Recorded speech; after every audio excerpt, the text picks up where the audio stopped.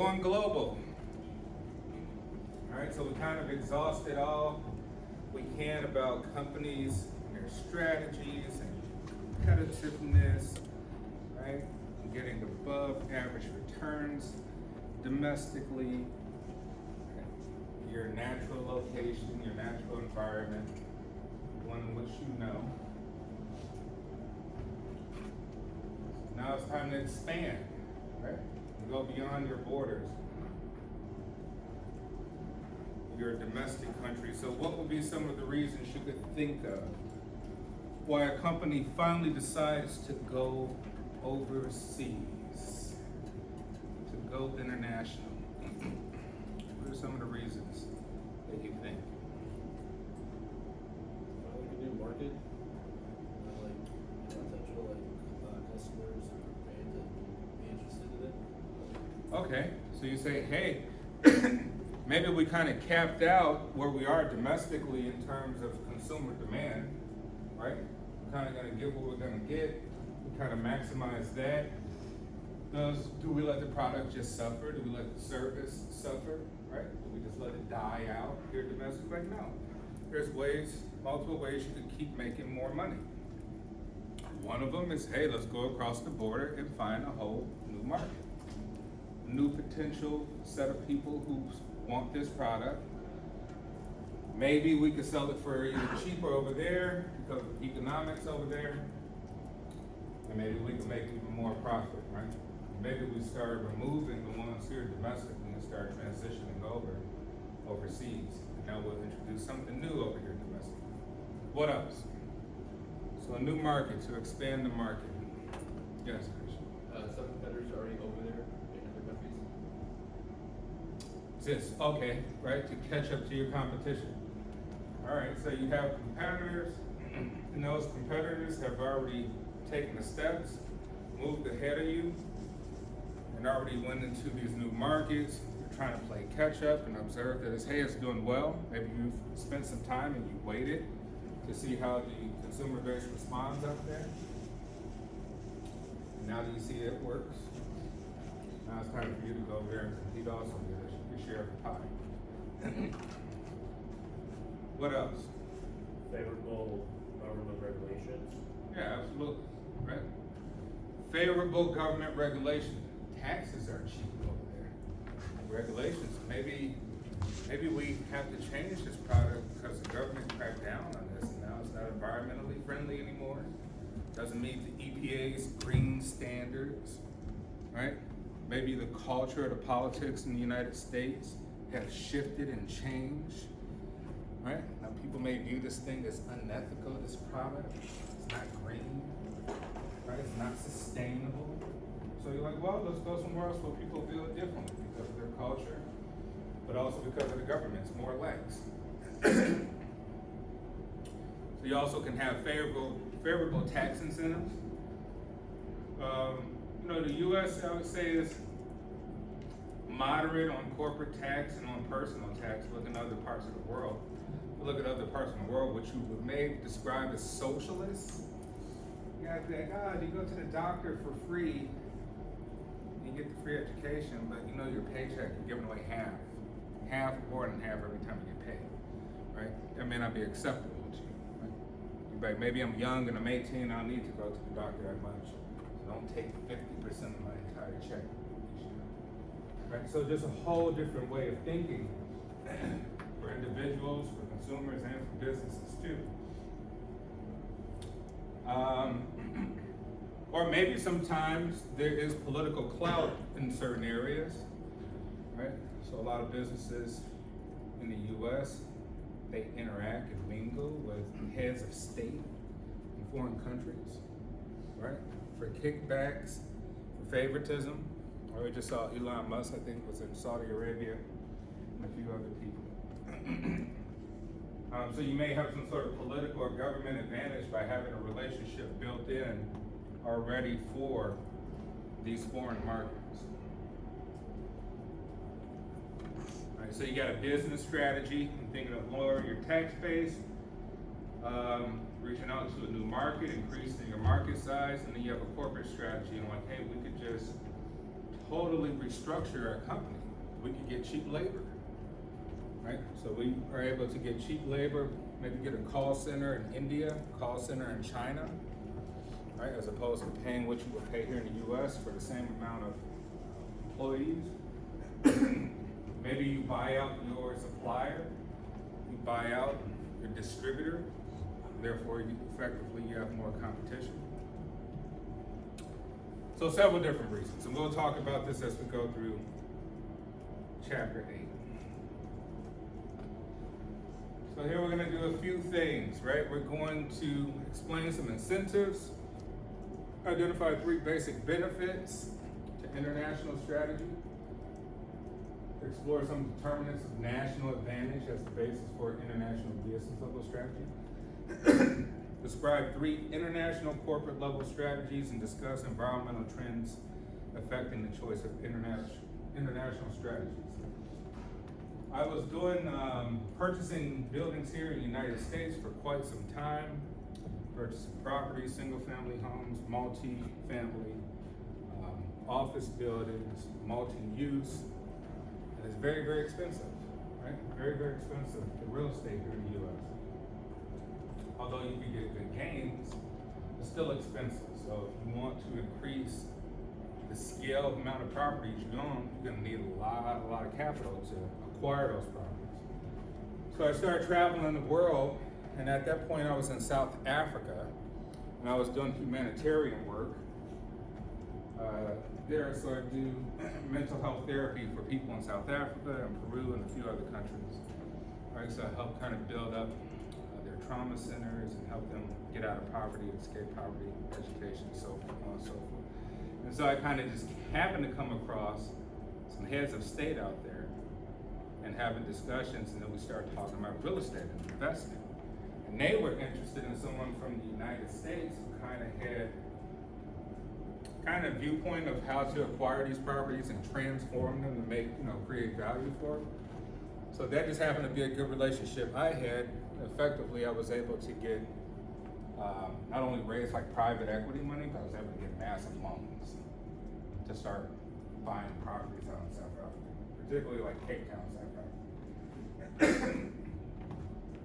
And I would say out of all the properties that I own out there in South Africa, probably are the most profitable for me, right? Because of the exchange rate, because of the people I know, and just kind of bringing an American spin in terms of like luxury properties and things like that. Right? So it worked out good. So we're going to describe 3 international corporate level strategies and discuss environmental trends.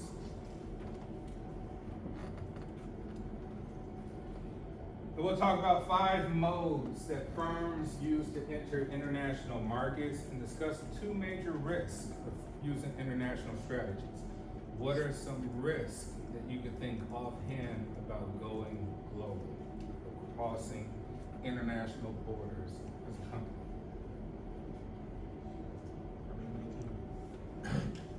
Making diplomatic relations with like other countries, and also like any kind of laws that would be different for your country versus other people. Like that. Okay, so you may run into a problem of not fully understanding foreign laws, right? Your product could be offensive, right? Maybe the way you market in your home country is not the same as the host country, right? Things may be offensive, colors may be offensive, right? Use of particular language, maybe things on a label are offensive, or other things, or just the laws in place too. If you're in banking, well, they have different complex systems of how to bank and financial systems, so those differences. So you can have cultural differences. What else?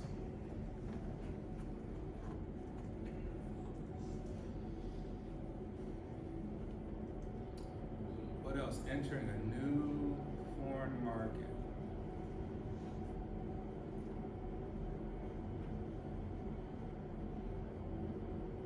Wouldn't foreign policy be one?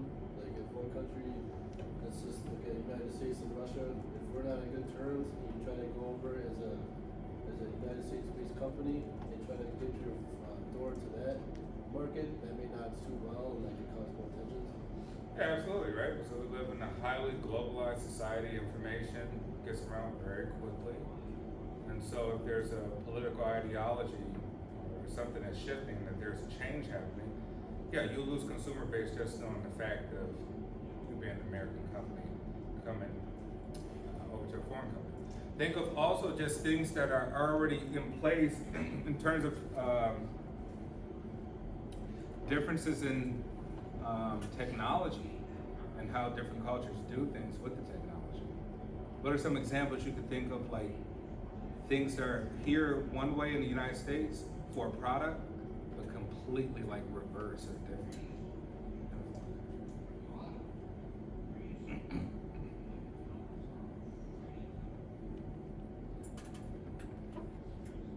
I guess in general, I know here in America, I mean, a bunch of places are having like cashless transactions, and some places are accepting cash, like the United States, but in places like Japan, they're still a cash-based society.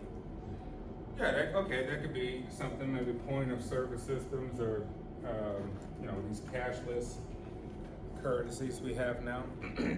But think of just everyday items, like what do you drive that is completely different in a foreign country? Like, how do they drive cars differently overseas in some countries? Drive on the side of the road. Yeah, right? So the other side, right? So if you're Ford, GM, an American car manufacturer, now you have to factor in the cost of changing your whole manufacturing process today. We got to switch things to the opposite side, right? We're trying to sell it to the UK, right? We're trying to sell it to India or something like that. What about if you could think like for electronic goods, like for people who traveled overseas, what's different when you take your laptop or your cell phone overseas? The outlet shape is different, also their electricity. It's on 50 hertz instead of 60 right here. Yeah, so you get different wattage, volts, hertz, right? You might try to hook up your your laptop with your regular cord with an adapter, it might blow it out immediately, right? Things are different, right? Just for outlets, Japan have different outlet systems instead of China, right? Instead of the EU, instead of United States. So you have to consider all these different things. What are some things you could think of that are pretty standardized, that are pretty global, to be like, oh, you know what, everybody could kind of use this, so it wouldn't really matter us changing too much.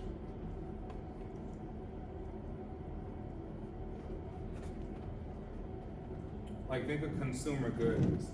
What are some things that go into electronics that are pretty universal? Batteries. Hmm? That's batteries.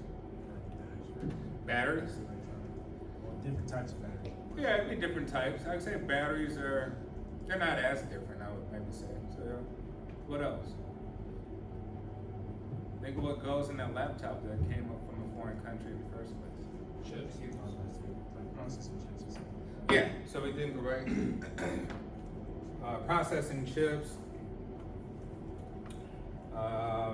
transistors, all these sorts of things are pretty international, right? They're pretty global. So Samsung makes a lot of them, and they can use them in Russia, they can use them in the US, they can use them in China, they can use them all over the place. So the point is, depending on what you're producing, will dictate what kind of strategy you will have or whether or not you can enter a foreign market altogether. So here's some opportunities and outcomes of going global, right? You want to possibly increase your market size, economies of scale and learning. What's the learning aspect, you think? Like how would that help you in the long run?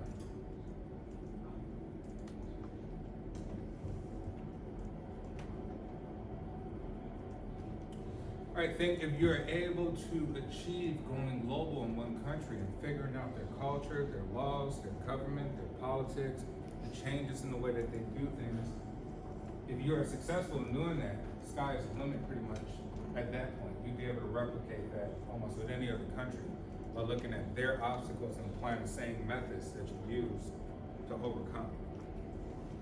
Location advantages, what could that be? What's it, some advantages to being one place versus another? Like, what's some advantages? You can be closer to like the resources you need and stuff. Absolutely. You're like, hey, I don't need this to get shipped 10,000 miles over anymore, right? I'm right next to it now. We were successful using this in our native country. Now we want to do the same thing, but now I just eliminate all that shipment costs, right? Eliminate all this distribution costs, all this shipment costs. And once again, you start to play a game of saying, is where I do something the optimal for getting revenue and profits, right? So that changing is, think of this with you guys' ideas for business, right? I know probably the first thing that pops in your mind is to start here in the US, because it's simple, right? You do a LLC in your state or whatever, but in reality, you'd probably be far better off taking just a little bit of money, not much, maybe 20 grand, you get some people to give you 20, 30 grand, and try to conduct some operations in a very cheap country, right? Doing something very, very simple. In which case, you're not spending much money, so if it fails, who cares, right? Number two, you probably have some competitive advantage in just kind of knowing the style of American business, because that's the trend that everyone is following, right? The world is becoming more liberalized, regardless of religious beliefs formally in these countries, regardless of the name of the country that instills religious beliefs. Money is the key factor, which means that everybody's become more capitalistic, right? In some sense.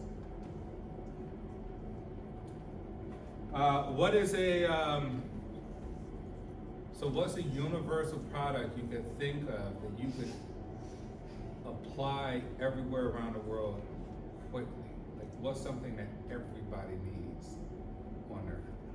Water. There you go, right?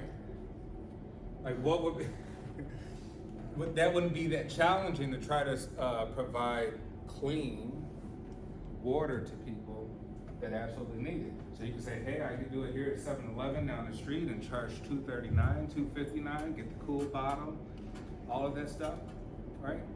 And compete with all these Evian, Smart Water, compete with all these. Or I can send it to a foreign country where they absolutely need fresh water. Those people are gonna die, right? I could use that same strategy, but maybe I'll do a little bit in the US. I'll take the rest and I'll do it somewhere people absolutely need it and sell 1 billion units, right? The sky's the limit.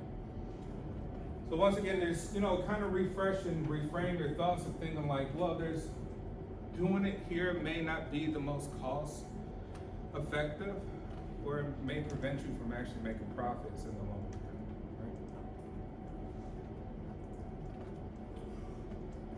right? So multi-domestic strategy, which is just really kind of situating yourself, kind of replicate the same thing in 2 separate countries without much changing. Then we got global, which is just being all over, and transnational, which is just kind of having headquarters in several different countries, kind of dispersing the organization into different national units. Then we got modes of entry, exporting, licensing, strategic alliances, acquisitions, and new wholly owned subsidiaries. Where have you seen this to be successful and effective with licensing across the globe? What companies?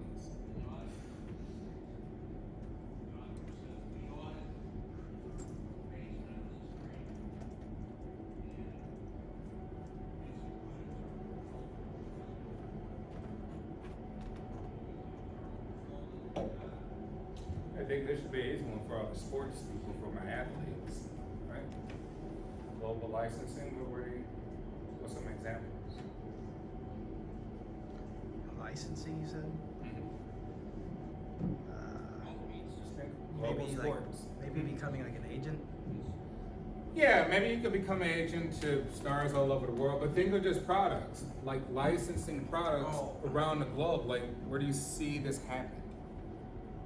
What companies do it?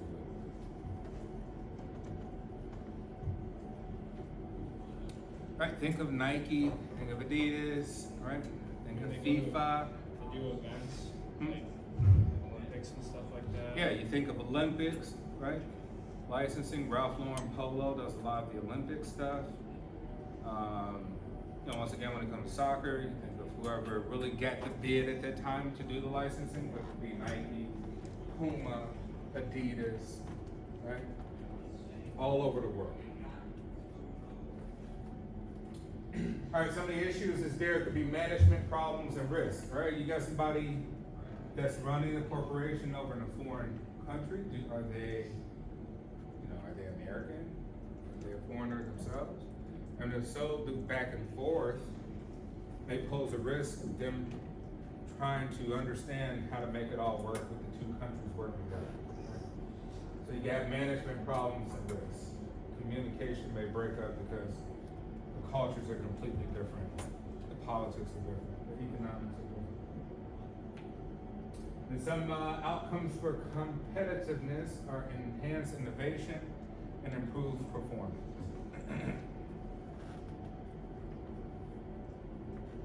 So international strategy is selling goods or services outside of the domestic market. So you want to diversify your operations geographically, and they gain 3 basic benefits when they successfully do so. So here's some incentives, and there's the basic benefits, right? We say increase your market size, economies of scale and learning, and location advantages. Some incentives, extend a product's life cycle. Like we say, hey, maybe people aren't interested in the product anymore domestically, right? So you're like, well, what do we do? Introduce a new product, change this one? You're like, no. Just introduce the same old product to a new market overseas, right? So that way you can extend the life cycle of the product itself. Gain easier access to raw materials. We just spoke of that. You could be located closer to what you need to produce what you need. Opportunities to integrate operations on a global scale. Once again, that's a competitive advantage because you're located in more areas than your competitors. Opportunities to better use rapidly developing technologies. Right? Maybe we talked about some of the cashless systems, right? Maybe for foreigners coming over here, that might be an advantage. And gain access to consumers in emerging markets.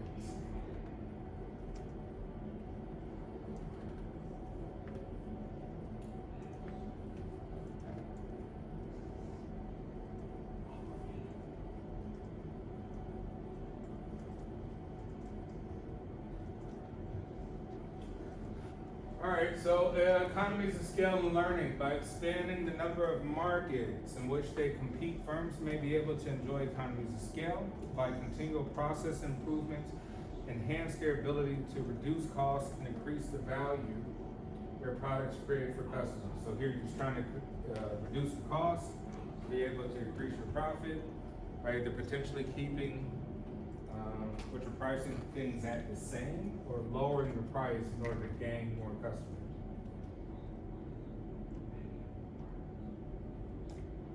Firms may be able to exploit core competencies in international markets through resource and knowledge, sharing between units and network partners across country borders. And then new markets provide firms with new learning opportunities, perhaps even in terms of R&D activities. Increasing R&D. Well, how would that happen? Right? International markets provide firms with new learning opportunities, perhaps even in terms of research and development activities. What's an example of that?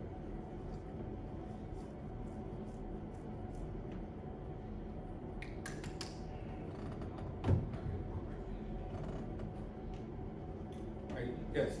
The foreign car companies doing more testing on their vehicles to like meet certain standards in other countries that are not on safety. Yeah, absolutely, right? Foreign companies, automobile manufacturers doing testing in different companies in different countries so that they're able to see how well they perform in different conditions, right? Under different parameters. which could be an overall advantage.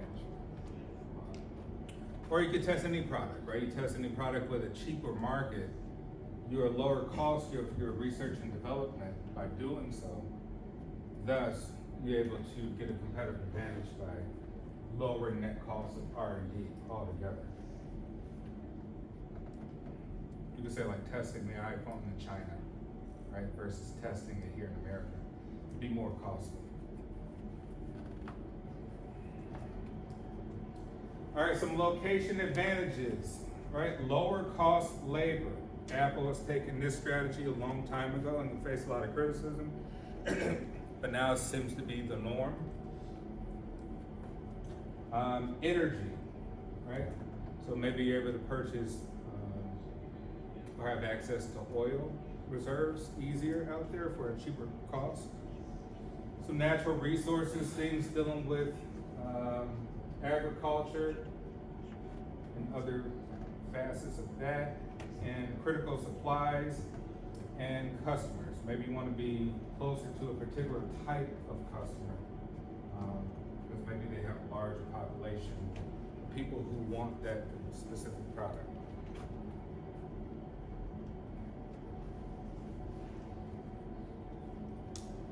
The degree of benefit a firm can capture through a location advantage is affected by manufacturing and distribution costs, the nature of international customer needs, and cultural and formal country institutions, laws, and regulations. And one thing to consider is just tastes and preferences change as you go overseas, and so you probably will have to tweak your existing product a little bit. Where have you seen sort of kind of same product but just tweaked slightly for that specific culture? What's some examples?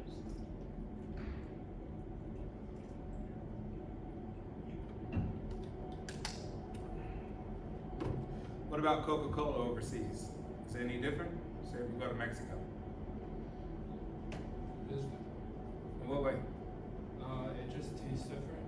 I don't know how, like, I don't know, but like if you go to the Coca-Cola, like, I think it's like a museum or something in Atlanta, they have like all the different like Cokes that you can taste in like different countries and stuff like that, and they all taste like different compared to like.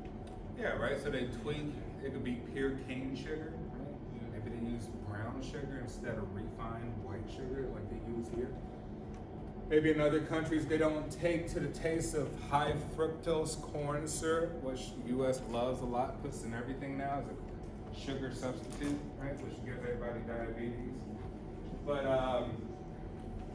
so you tweak it, right? You tweak it a little bit so that that specific culture, their taste for a specific, maybe even type of sugar you want to say, right? The processing of the sugar fits that specific country. What else? What's like maybe some retail locations or food chains you've seen it tweak pretty much the same stuff? Yeah. Probably McDonald's with country exclusive menu items. Yeah, right? McDonald's may be selling tacos in some areas, right? McDonald's may not,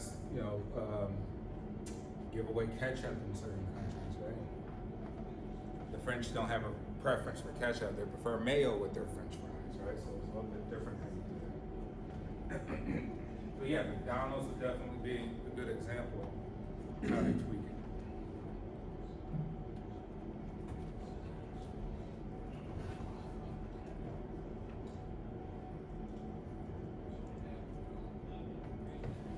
Now at the business level, firms select from among the generic strategies of cost leadership, right? Trying to lower that cost for your product by using different strategies. Differentiation, focus cost leadership, focus differentiation. These we've talked about in previous chapters. And at the corporate level, the following international strategies are considered, which is multi-domestic, global, and transnational.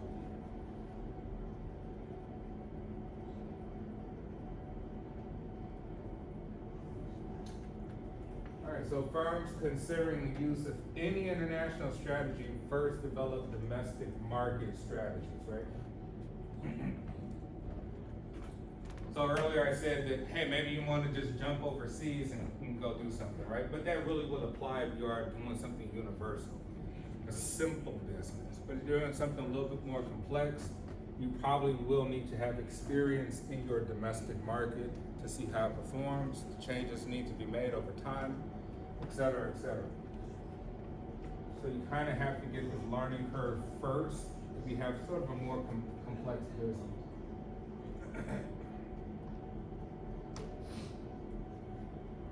However, conditions in the firm's domestic market affect the degree to which the firm can build on capabilities and core competencies it established to create capabilities and core competencies in international markets. Which is saying you need to have some sort of core competency first before it can be transferred over to a foreign country. Some factors of production. To compete in any industry is labor, land, so you can get land cheaper overseas from most places outside of maybe the EU. Natural resources, capital. It's kind of easier to gain access to money outside of the US, I would say. Banks are a little bit more liberal. You just probably need a little bit more different paperwork. But banks are a little bit more liberal when it comes to American investors, right? Investing foreign capital in their countries, they really appreciate that. Because you're going over there with what's perceived or believed to be some sort of expert level thinking, just because you're American, right? You got American education, so it's just valued higher everywhere else. So you have kind of easier access to capital overseas, which is good. But then there's some issues that may be part of infrastructure, right? So you're saying, hey, we're manufacturing cars or motorcycles or scooters. And there are certain places around the world where the infrastructure just doesn't allow for it to have that many vehicles or certain types of vehicles. Now looking around the world, where do you see different types of vehicles? Give me some examples of different types depending on the area. Dubai, What do you see? pretty much like anything. Like, So luxury, yeah, right? luxury. Now what would be the difference? What do we drive primarily here that's different than most places around the world? Ford. Trucks, right? We go to Europe, there's not really a need for everybody to have a gigantic F-150 or Denali or something like that. So you won't see pickup trucks in the EU, rarely, if ever, right? They kind of just, they don't make sense over there. Because it's different infrastructure, different logistics, right?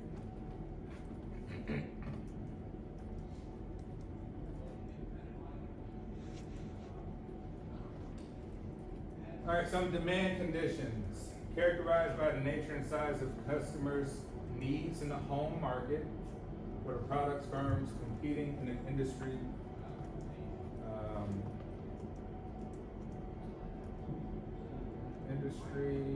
produce. Meeting customers' demands allow the firm to develop scale-efficient facilities and enhance the capabilities and core competencies required to use those facilities, as well as use those enhanced capabilities. Interaction among the four determinants influence a firm's choice of international business level strategy. And here are some determinants of national advantage.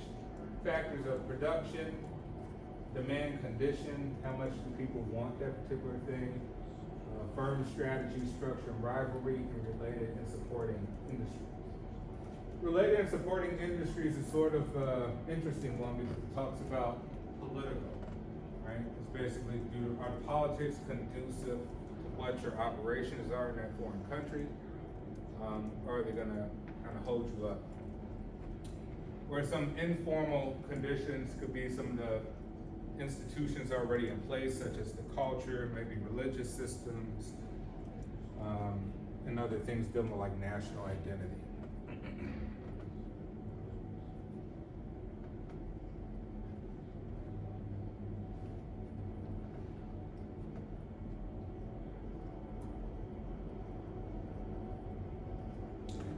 All right, 3 international corporate level strategies vary in terms of 2 dimensions. The first one is the need for global integration. The second is the need for local responsiveness, right? So there has to be a need for you to integrate globally, which means that if you have a company overseas and you have one here domestically, they need to kind of have seamless integration for your whole operational work, because typically you have a parent company here overseeing those operations. And just those managing styles for whoever's in control can get in the way. And the need for local responsiveness, right? Trying to gauge the market in a foreign country can be very challenging, because unlike the US, things can change very, very quickly in foreign countries. Here, it takes a lot more time for kind of shifts to happen. They happen very slowly.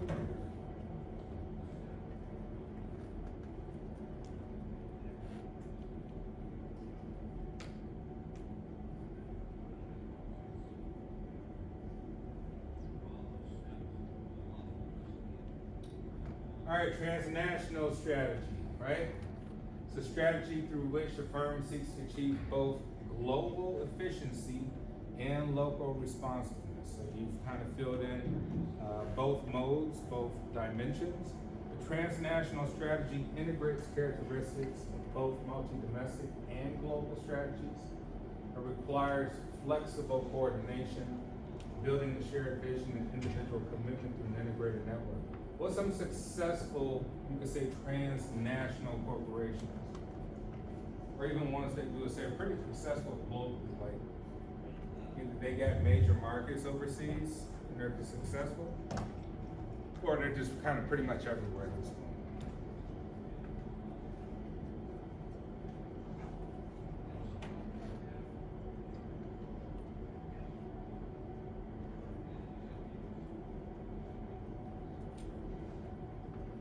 What's some successful global corporations?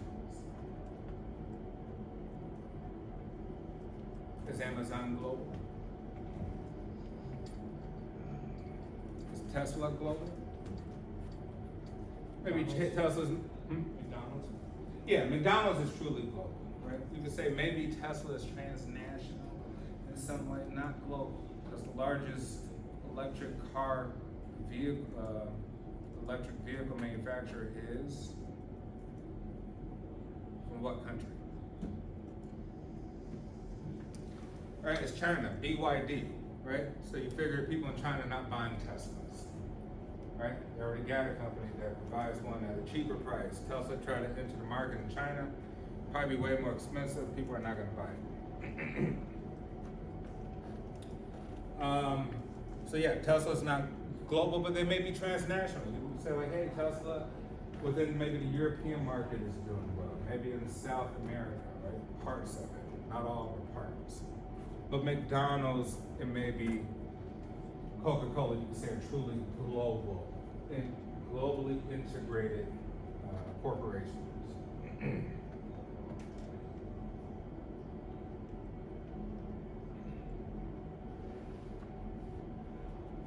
And some environmental trends, right? Two important trends influencing the firm's choice and use of international strategies, particularly international corporate level strategies, are liability of foreignness and regionalization. What do you think liability of foreignness is? What does it sound like?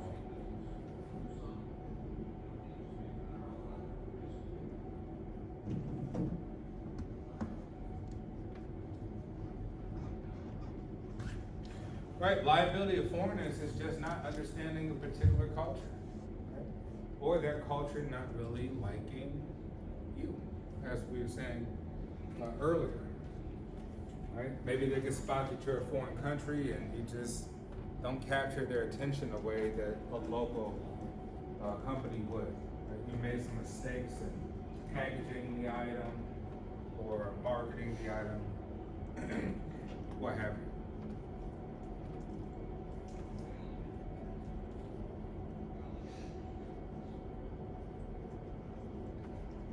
Right, and here they say liability of foreigners is also a set of costs associated with various issues firms face when entering foreign markets. Some of them will say are cultural costs, right? Administrative costs, you have to train people overseas, geographic, there may not be the best location, and economic, just understanding where their economy is at the time in which you enter the market. Whereas regionalization has, so firms choose to concentrate their international strategies on particular regions.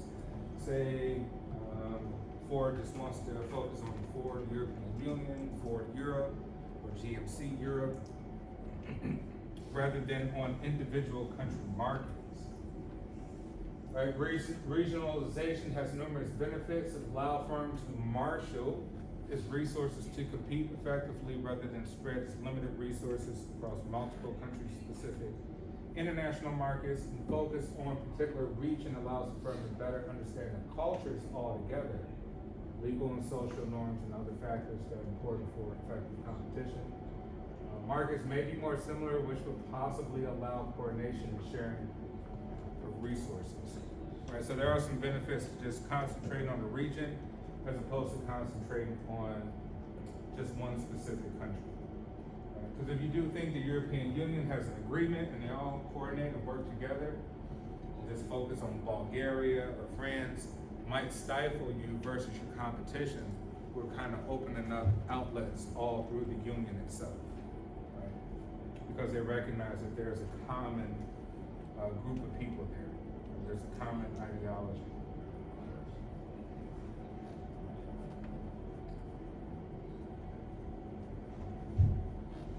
All right, so using some of the entry modes, exporting, licensing, strategic alliances, acquisitions, and new wholly owned subsidiaries. All right, some examples. So exporting, high cost, low control, right? Some of those are the characteristics. Licensing to be low cost, low risk, little control, and low returns. So it's sort of trade-offs on all these different modes, right?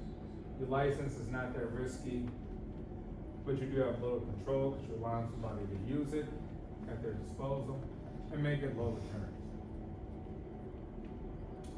Strategic alliances, you're sharing the cost with others, right?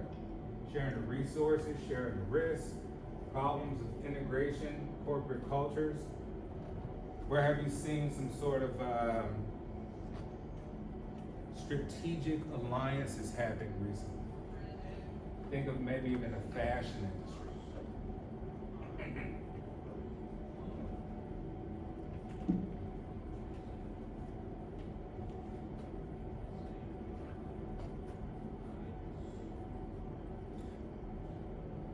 Right, you could say maybe you could possibly say maybe Adidas, like Kanye West or something, right? You could say maybe that's a strategic alliance. Now, I don't know if Kanye is sharing the costs or these things, but definitely sharing his marketing brand, right? And maybe there's some problems with that integration, right? Maybe it's the corporate culture.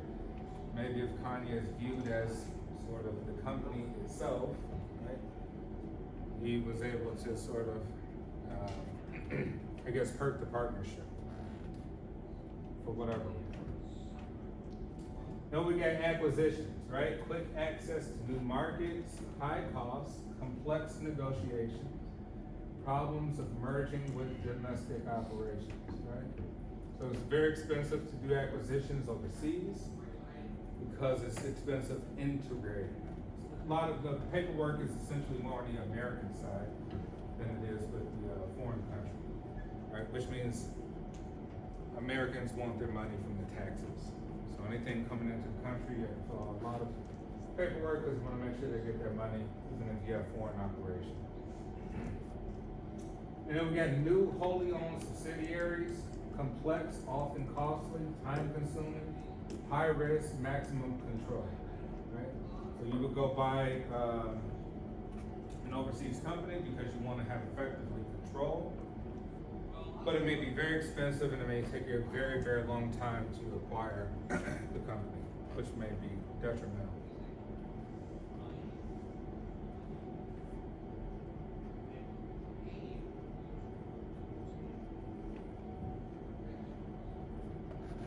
And lastly, we'll leave off with this, a greenfield venture, right, which is an entry mode through which a firm invests directly in another country or market by establishing new wholly owned subsidiaries. So this is called a greenfield.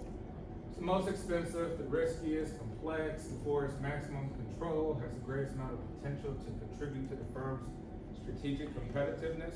So even though it's a high barrier to entry in order to do this, it may contribute over the long term to you being competitive. So it's more commonly used when a firm's business relies significantly on the quality of its capital-intensive manufacturing facilities. So if you think you are producing something that's highly expensive to make, like a vehicle, right? A car manufacturer, it makes sense to go ahead and use this mode. It may require the hiring of a host country national or consultant in order to obtain knowledge and expertise about the new market. It may not be a preferable mode of entry when the country risk is high. All right, we'll end off here. Any questions with this international strategy? All right, I'm gonna have grades all in by the end of Wednesday at the end. So, yeah, I'll see you on Wednesday. I think we got our presentation on Wednesday too.